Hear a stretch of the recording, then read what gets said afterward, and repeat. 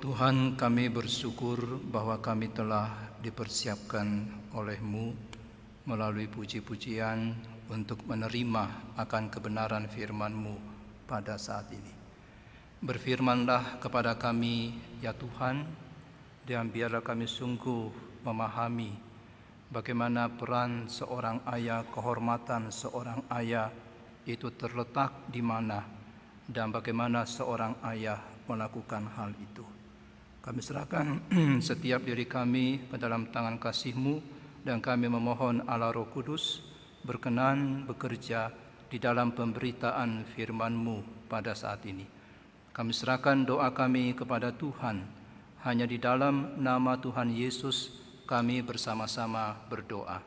Amin. Shalom Bapak Ibu yang dikasihi oleh Tuhan Yesus. Dan pada kesempatan ini juga saya mengucapkan selamat Hari Ayah kepada Bapak-Bapak sekalian dimanapun saudara berada. Kiranya di Hari Ayah ini menjadi satu komitmen bagi kita semua, khususnya bagi para ayah, untuk menjadi ayah-ayah atau bapa yang semakin menyenangkan hati Tuhan dan dapat memimpin rumah tangga saudara dengan lebih baik di masa-masa yang mendatang.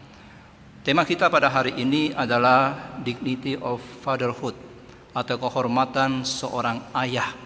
Saya akan mengambil nas ini dan membacakan dari Efesus pasal yang ke-6 ayatnya yang ke-4. Saya akan bacakan buat saudara sekalian Efesus pasal 6 ayat 4. Demikianlah firman Tuhan, dan kamu bapak-bapak, janganlah bangkitkan amarah di dalam hati anak-anakmu, tetapi didiklah mereka di dalam ajaran dan nasihat Tuhan. Saudaraku, ketika kita berbicara tentang kehormatan seorang ayah, maka kehormatan seorang ayah itu tidak bergantung kepada apakah sang ayah punya banyak uang ataukah tidak ada uang. Kehormatan seorang ayah bukan bergantung kepada apakah ayah itu seorang yang pandai ataukah seorang yang bodoh, seorang yang berpendidikan tinggi ataukah tidak berpendidikan. Kehormatan seorang ayah bukan bergantung kepada apakah dia memiliki posisi yang penting di rumah tangga ataukah posisi yang penting di gereja ataukah posisi yang penting di masyarakat. Bukan itu. Kehormatan seorang ayah didasarkan kepada otoritas yang Allah berikan kepada dia. Kehormatan itu diberikan oleh Allah sendiri, saudara. Jabatan dan fungsi sebagai ayah dimiliki oleh seorang ayah itu merupakan pemberian daripada Allah, sama seperti seorang presiden diberikan wewenang, diberikan otoritas oleh Allah. Sehingga walaupun seorang ayah itu sudah semakin tua dan tidak bisa berbuat banyak di dalam kehidupan dia, kehormatan itu tetap dimiliki oleh seorang ayah. Kenapa? Karena itu diberikan oleh Allah sendiri. Saudara, sebagai seorang ayah memiliki kehormatan karena Allah memberikan otoritas kepada saudara untuk memimpin akan keluarga saudara. Kuasa saudara sebagai seorang ayah bukan di dalam keuangan saudara. Jangan keliru, saudara, ada banyak orang beranggapan bahwa ayah berkuasa karena punya uang. Tetapi Alkitab tidak mengatakan hal yang seperti itu. Ayah memiliki kuasa bukan karena dia punya banyak uang atau dia ada uang atau dia yang memegang keuangan. Tetapi ayah punya kuasa, punya wewenang, punya otoritas karena Tuhan sendiri yang memberikan kepada dia otoritas itu. Saudaraku, besarnya kehormatan seorang ayah ini dinyatakan oleh Alkitab dengan mengatakan dalam Efesus pasal yang ke-6 ayat yang kedua, hormatilah ayah dan ibumu. Sudah perintah kepada anak-anak untuk menghormati orang tua, menghormati ayah dan ibu, itu sama seperti perintah kepada seorang hamba untuk tunduk kepada tuannya. Dan perintah tunduk ini sama dengan tunduknya hamba kepada tuannya dan bukan tunduknya istri kepada suami. Dan ini artinya, saudaraku, bahwa ketaatan anak kepada orang tua adalah ketaatan yang mutlak. Menghormati orang tua bukan karena dia begini, dia begitu. Dan menurut seorang penulis, hormat dan kasih kepada orang tua harusnya bersifat seperti ini. Aku mencintai engkau papaku karena engkau, bukan karena engkau begini, karena engkau begitu. Jadi bukan karena ayah kita sudah tua ataupun ayah kita sudah pikun atau sudah mengecewakan hati kita, lantas kita tidak menghormati lagi dia. Seorang ayah memiliki kehormatan itu karena sekali lagi diberikan oleh Allah.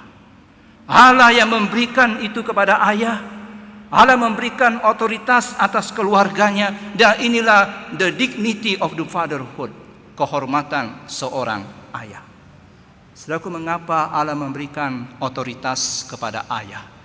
Karena tanpa otoritas dalam sebuah keluarga, maka akan terjadi kekacauan atau anarkis dalam sebuah keluarga.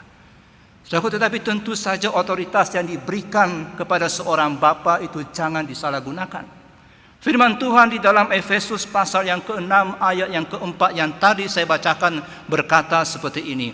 Hai kamu bapak-bapak, janganlah bangkitkan amarah di dalam hati anak-anakmu.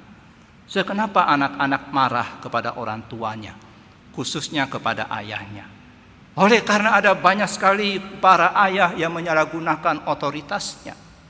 Tuhan memberikan otoritas kepada seorang ayah, tapi bukan sebuah otoritas yang tidak ada batas.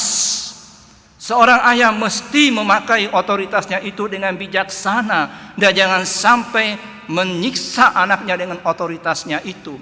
Firman Tuhan tidak mengizinkan sebuah disiplin keras yang berlebihan, sebuah tuntutan keras yang tidak beralasan, sebuah kesewenang-wenangan daripada seorang ayah, sebuah ketidakadilan daripada seorang ayah, sebuah kekejaman dari seorang ayah, sebuah omelan yang terus-menerus daripada seorang ayah, sebuah hukuman yang terus-menerus, atau merendahkan seorang anak dengan menghina dan menekan dia. Firman Tuhan tidak mengizinkan memakai otoritas dengan cara yang seperti itu.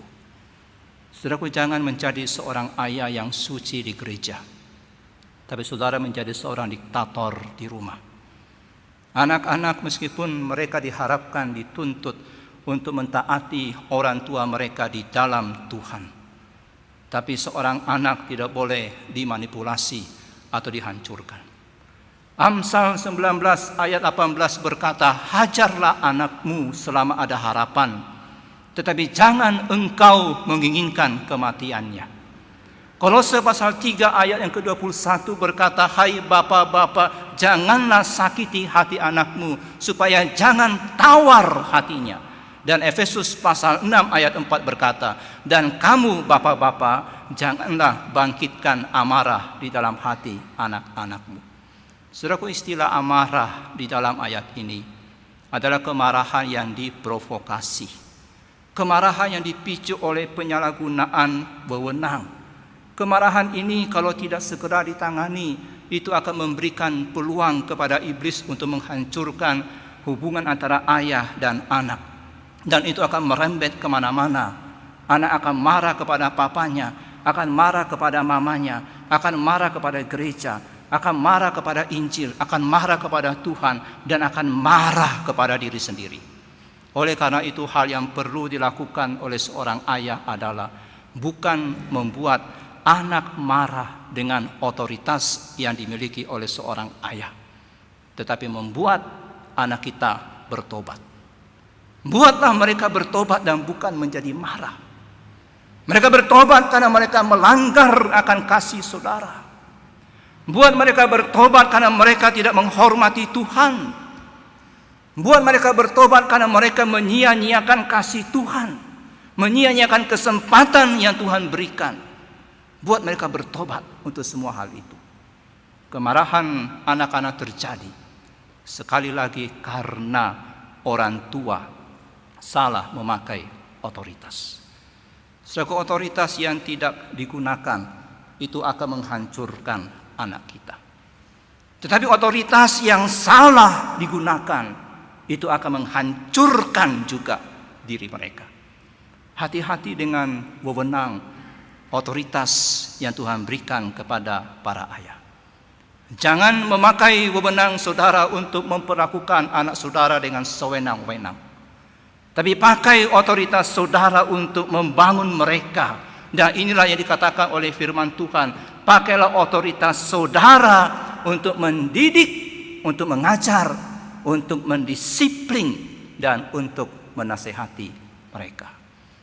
Firman Tuhan mengatakan dalam Efesus pasal yang ke-6 ayatnya yang ke-4 bagian B. Didiklah mereka di dalam ajaran dan nasihat Tuhan. Saudaraku, ada 3 kalimat, 3 kata yang perlu kita perhatikan dari bagian ini. Yang pertama adalah didiklah. Kata didiklah ini dipakai juga dalam Efesus pasal yang ke-5 ayat yang ke-29. Dikatakan sebab tidak pernah orang membenci tubuhnya sendiri, tetapi mengasuhnya dan merawatinya sama seperti Kristus terhadap jemaat. Jadi kata didiklah ini dalam Efesus 6 ayat 4b itu memakai kata yang sama dengan mengasuh di dalam Efesus pasal yang ke-5 ayat 29. Mendidik anak-anak kita berarti sama seperti Kristus Tuhan kita mengasuh jemaat, sama seperti Kristus merawat jemaat. Bagaimanakah Kristus mengasuh jemaat? Bagaimanakah Kristus merawat jemaat? Bagaimanakah orang tua, ayah khususnya mengasuh dan merawat anak-anaknya? Mengasuh dan merawat anak-anak di dalam ajaran dan nasihat Tuhan. Jadi kalau kita terjemahkan Efesus 6 ayat 4a tadi bisa berbunyi seperti ini. Didiklah, asuhlah, rawatlah mereka di dalam ajaran dan nasihat Tuhan. Saudaraku, anak-anak yang Tuhan karuniakan kepada saudara itu mesti diasuh, dirawat di dalam ajaran dan nasihat Tuhan. Kata ajaran dan nasihat ini kadang-kadang memiliki satu arti yang sama. Kalau saya mengatakan saya mengajar anak saya dan saya menasihati anak saya, setelah maknanya itu bisa kurang lebih sama. Mengajar adalah saya menasihati, saya menasihati adalah mengajar. Tetapi di dalam ayat ini 2 kata ini memiliki makna yang berbeda. Kata ajaran dalam nas ini mengandung 2 makna. Yang pertama itu merujuk kepada memberikan ajaran. Jadi orang tua khususnya ketika dikatakan didiklah mereka di dalam ajaran, artinya sang ayah itu mesti mengajar anak-anaknya seperti seorang guru agama mengajarkan pelajaran agama kepada anak-anaknya, seperti seorang pendeta yang mengkhotbahkan firman Tuhan kepada anak-anaknya, seperti seorang guru yang mengisi nilai-nilai moral kepada anak didiknya. Demikianlah seorang ayah ketika dikatakan ajarlah anakmu, artinya isilah nilai-nilai moral mereka. Ajarkan siapa itu Tuhan. Ajarkan siapa itu Kristus. Ajarkan kepada mereka pengenalan akan Tuhan. Saudara, kita hari ini sedang berlomba dengan dunia di dalam mengisi nilai-nilai moral anak kita. Nilai moral anak kita pada hari ini sedang diisi oleh apa yang mereka tonton, oleh apa yang mereka dengarkan, dan oleh apa yang mereka saksikan hari demi kesehari. Kalau saudara sebagai seorang ayah tidak mengajarkan, tidak mengisi nilai-nilai moral mereka, maka dunia yang akan mengisi mereka, dan pada akhirnya saudara akan mendapati anak saudara akan lebih mencintai dunia daripada mencintai akan Tuhan. Inilah yang dimaksud dengan kata ajaran. Efesus pasal 6 ayat 4 mengatakan, didiklah mereka di dalam ajaran. Artinya ajar mereka setiap hari. Pakai otoritas saudara untuk menyuruh mereka duduk dan dengarkan ajaran. Ajarkan kebenaran-kebenaran firman Tuhan kepada mereka. Itu yang pertama, makna dari kata ajaran, yaitu mengajar. Tapi makna yang kedua dari kata ajaran adalah mengandung makna hajaran. Jadi bukan lagi ajaran, tapi tambah hajaran, hukuman atau disiplin. Ini makna yang kedua dari ajaran saudara. Jadi selain memberikan ajaran, sang ayah juga dituntut untuk mengasuh anak-anaknya, merawat anak-anaknya di dalam disiplin, di dalam hukuman, di dalam hajaran. Surah Ibrani 12 ayat 7 mengatakan hal yang serupa. Di manakah terdapat anak yang tidak dihajar oleh ayahnya? Amsal 23 ayat 13 sampai 14 mengatakan hal yang serupa. Jangan menolak didikan dari anakmu, ia tidak akan mati kalau engkau memukulnya dengan rotan. Engkau memukulnya dengan rotan, tetapi engkau menyelamatkan nyawanya dari dunia orang mati. Amsal 22 ayat 15 berkata, kebodohan melekat pada hati orang muda, tapi tongkat didikan itu akan mengusir kebodohan itu daripada dia. Saudaraku, jangan sungkan pakai rotan. Untuk anak yang berada di bawah usia 7 tahun. Ketika sudah lebih besar, jangan pakai rotan, tapi pakai bentuk disiplin yang lain, pakai bentuk hukuman yang lain. Alkitab mencatat akibat yang begitu mengerikan dari para orang tua yang tidak mendisiplin anak-anaknya. Daud memanjakan Absalom dan memberikan contoh yang buruk kepada dia. Akibatnya begitu tragis sekali. Absalom memberontak kepada ayahnya. Absalom memperkosa akan adiknya. Eli gagal mendisiplin anak-anaknya. Sebagai seorang imam dia gagal, sehingga mencemarkan nama papa dia dan mendatangkan kekalahan bagi Israel. Ishak memanjakan Esau pada waktu ia lanjut usia, sedangkan istrinya memanjakan Yakub, dan akibatnya adalah rumah tangga yang terpecah belah. Daud, Eli, dan Ishak tidak mengikuti cara Allah di dalam mengasuh, dalam mengajar akan umatnya.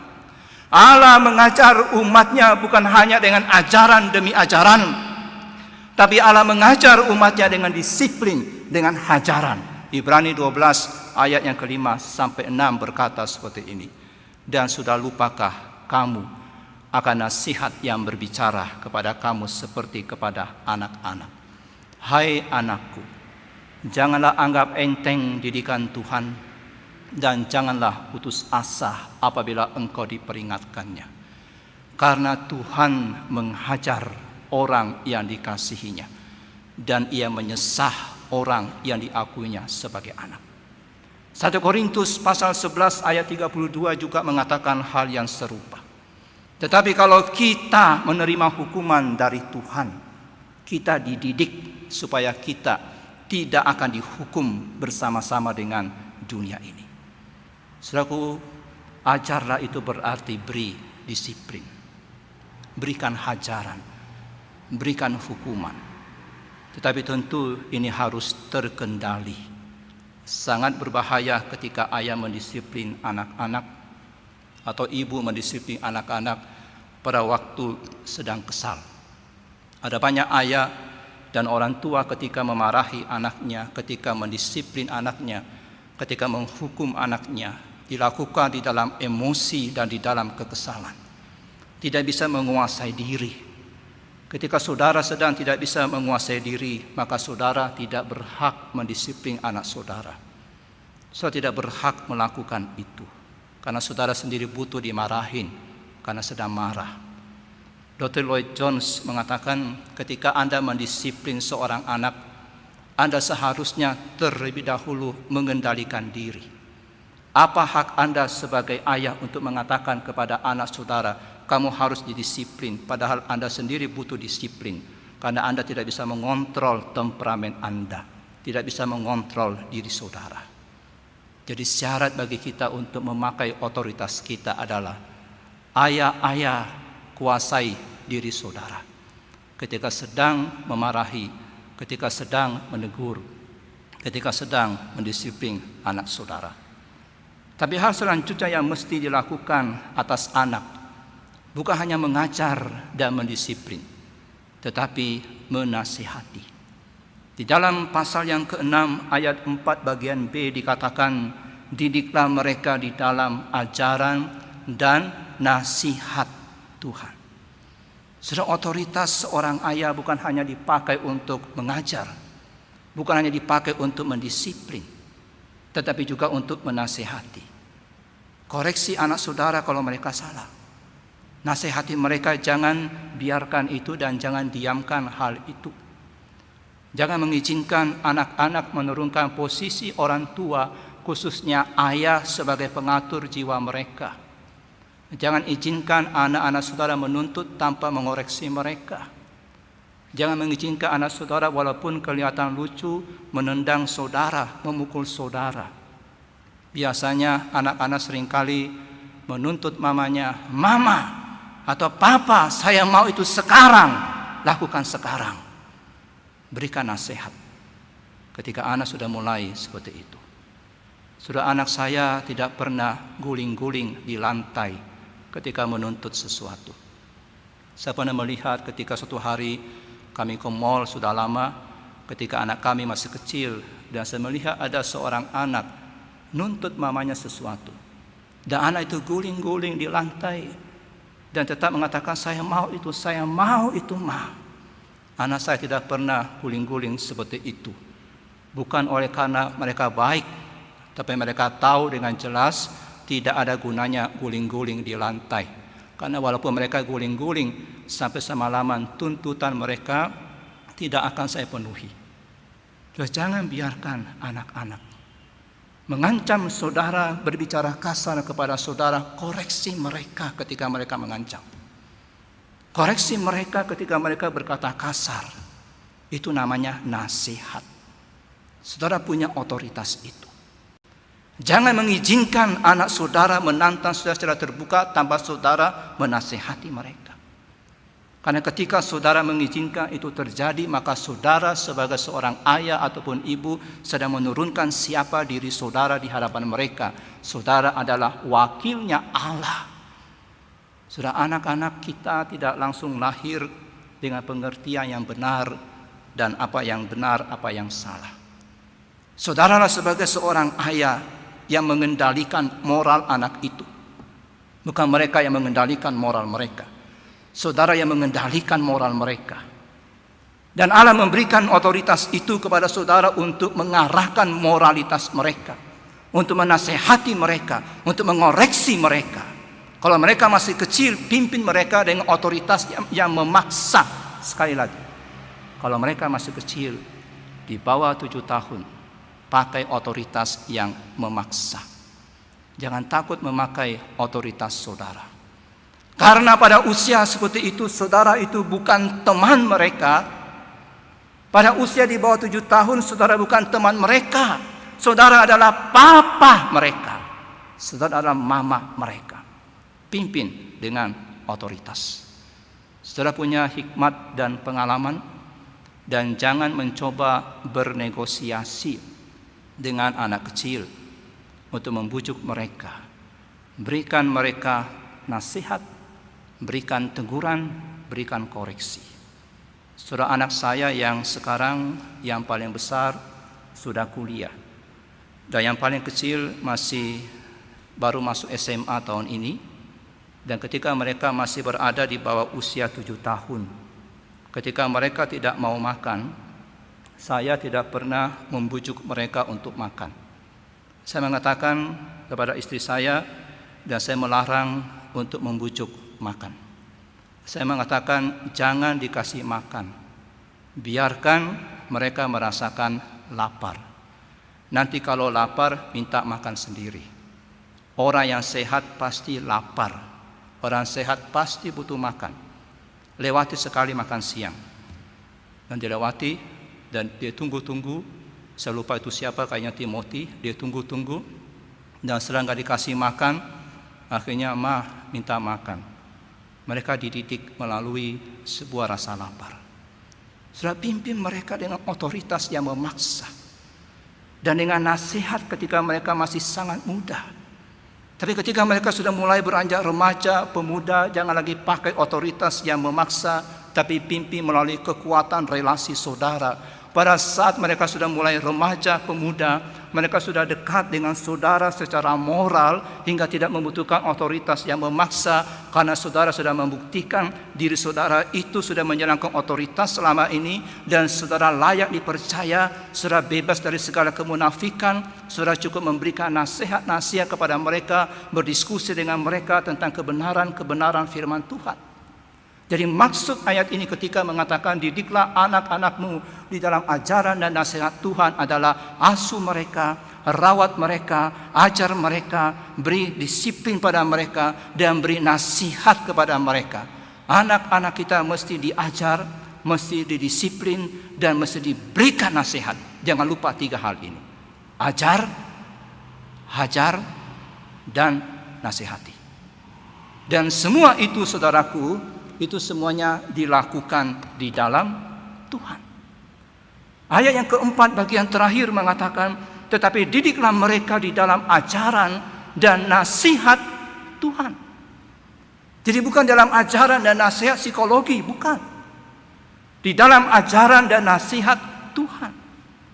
Maksudnya adalah di belakang para orang tua, di belakang para ayah yang sedang menjalankan otoritasnya, yang mengajar, yang mendisiplin anak-anak mereka, yang menasihati anak-anak mereka, di situ berdiri Tuhan sendiri. Karena ayah itu mewakili Tuhan, orang tua mewakili akan Tuhan. Intinya adalah perhatian orang tua ketika memakai otoritasnya untuk mendidik, untuk mengajar, untuk mendisiplin, untuk menasihati anak-anaknya, bukan membuat anak itu tunduk kepada mereka, tapi tunduk kepada Tuhan. Tunduk di dalam ajaran Tuhan. Tunduk di dalam kebenaran firman Tuhan. Hal ini juga berarti bahwa ajaran, disiplin, nasihat yang diberikan seorang ayah itu berada dalam lingkup Tuhan sebagai rujukan utamanya. Dengan kata lain, ini merupakan ajaran Kristen dan ini bukan pendidikan umum yang saudara temui dalam dunia ini, tapi saudara mengajarkan firman Tuhan, mendisiplin sesuai dengan ajaran firman Tuhan, menasihati sesuai dengan kebenaran firman Tuhan. Saudara, firman Tuhan menghendaki kita para ayah Kristen adalah ayah yang dihormati, punya otoritas sebagai pendidik yang sabar, dan senjata utamanya kita adalah pengajaran Kristus. Sehingga suatu waktu anak-anak kita mengikuti Kristus dan menjadi murid-murid Kristus. Kenapakah hal ini dituntut dari seorang ayah? Kenapa seorang ayah mesti mendidik anaknya, mengajar anaknya, mendisiplin anaknya, dan menasihati anaknya? Kenapa itu dituntut oleh Tuhan? Jawabannya sederhana. Karena kebapaan kita, para ayah, itu berasal dari satu Allah dan Bapa kita semua, dan bahwa karya pendamaian Allah di dalam Kristus anaknya yang tunggal itu bertujuan membentuk satu keluarga Allah yang besar di seluruh dunia ini, yang berasal dari berbagai bangsa, yang berasal dari berbagai suku, berbagai budaya, untuk menjadikan anak-anak sebagai anak-anak yang takut akan Tuhan. Dan itu menjadi keluarga besar dalam dunia ini, dari segala abad, segala zaman, dan kita berbagian di dalamnya membentuk anak kita, dan mereka adalah anak-anak Allah. Sehingga saudaraku, kita sebagai ayah melakukan bagian kita dalam satu unit yang kecil dalam keluarga. Maka ketika itu digabungkan dengan seluruh keluarga, akan terbentuk sebuah keluarga besar di dalam Tuhan, yakni orang-orang yang mengasihi akan Tuhan, orang-orang yang hidup di dalam Tuhan, yang hidup menyenangkan hati Tuhan. Pasti kita sangat rindu sekali, bukan hanya anak kita yang mengasihi Tuhan, tapi seluruh anak-anak orang Kristen itu sungguh-sungguh mengasihi Tuhan. Allah Bapa sangat peduli dengan anak-anak saudara. Allah Bapa ingin supaya mereka dididik di dalam Tuhan. Allah Bapa ingin supaya mereka didisiplin di dalam Tuhan. Allah Bapa ingin supaya mereka dinasehati dalam Tuhan. Oleh karena itu, saudaraku, mari sebagai ayah, dimanapun saudara berada, jadilah ayah yang mempedulikan keluarga saudara, seperti Allah Bapa mempedulikan keluarga besarnya. Jadilah seorang bapa yang sayang kepada anak-anak saudara, sama seperti seorang bapa yang sayang kepada kita. Allah Bapa yang mengasihi kita. Saudaraku, ketika sebagai seorang ayah kita gagal untuk melakukan ini, dan itu menyebabkan masalah di kemudian hari, maka itu merupakan sebuah kesalahan di mana kita tidak memberikan waktu kita, memakai otoritas kita untuk mendidik anak-anak kita. Martin Lloyd Jones berkata seperti ini, jika orang tua lebih memperhatikan pemeliharaan anak-anak mereka sama halnya dengan memperhatikan hewan piaraannya, memperhatikan bunga, maka situasinya akan sangat berbeda. Sudah ada banyak sekali orang tua lebih merawat hewan piaraan daripada merawat anak. Burung terus diperhatikan, diberi makan, ikan terus diperhatikan, diberi makan setiap hari. Lloyd Jones mengatakan seandainya orang tua itu memperhatikan pelihara anak-anaknya sama saja dengan pelihara burungnya dia, maka pasti hasilnya akan berbeda. Masalahnya adalah ada orang tua yang lebih memperhatikan piaraan daripada anak, yang lebih memperhatikan pekerjaan daripada anak. Sudah hari ini adalah Hari Ayah Internasional. Mari kita perbaiki diri kita dengan cara kita mendidik anak kita. Setiap ayah memiliki dignity, memiliki satu kehormatan. Kita diberikan otoritas oleh Allah. Dan ingatlah bahwa kebanyakan anak yang memberontak kepada orang tuanya disebabkan karena ayah atau orang tua itu tidak memakai otoritas yang diberikan Allah, hingga anak itu menjadi pemberontak. Kalau selama ini saudara tidak memakai otoritasmu untuk mengajar anak saudara, untuk mendisiplin anak saudara, untuk menasehati anak saudara, saya katakan saudara telah berdosa kepada Tuhan. Tuhan memberikan saudara otoritas itu, tapi saudara tidak memakai otoritas itu. Saudara lalai dalam memakai otoritas saudara. Saudara tidak mengajar mereka, saudara tidak mendisiplin mereka, saudara tidak menasehati mereka, dan rumah tangga yang tidak ada otoritas itu akan menjadi rumah tangga yang kacau. Tetapi kalau selama ini saudara salah memakai otoritas saudara, saudara menyalahgunakan otoritas yang diberikan oleh Tuhan sehingga anak saudara marah kepada saudara, saudara juga mesti minta ampun pada Tuhan. Dan selain minta ampun pada Tuhan, saudara mesti datang kepada anak saudara, perbaiki kembali relasi saudara dengan anak saudara, koreksi kembali diri saudara, datang dengan rendah hati menemui anak saudara, pulihkan kembali relasi yang rusak karena menyalahgunakan wewenang yang Tuhan berikan. Jangan lagi menindas dia, jangan memperlakukan tidak manusiawi, tapi ajarlah, didiklah di dalam Tuhan, bukan di dalam penindasan dan kekejaman, bukan di dalam kejengkelan, bukan di dalam kemarahan, tapi di dalam kasih, di dalam Tuhan. Itulah yang diperintahkan oleh Alkitab. Hai para ayah, didiklah anak-anakmu di dalam ajaran dan nasihat Tuhan, bukan di dalam emosi, bukan di dalam kejengkelan, tapi di dalam kasih Tuhan. Mari kita berdoa. Kami bersyukur kepada Tuhan yang memberikan kepada para ayah satu otoritas yang begitu besar untuk memimpin akan keluarga dan secara khusus memimpin akan anak-anak yang Tuhan berikan kepada mereka. Kami berdoa Tuhan, Engkau tolong supaya otoritas itu dipakai. Karena ketika para ayah tidak memakai otoritas itu, maka akan terjadi kekacauan di dalam sebuah rumah tangga. Anak-anak akan tumbuh tak terkendali karena mereka tidak dididik, mereka tidak diajar, mereka tidak didisiplin, dan mereka tidak dinasihati. Tapi kami juga sadar bahwa pada satu sisi ada ayah-ayah, orang tua yang salah memakai otoritas mereka.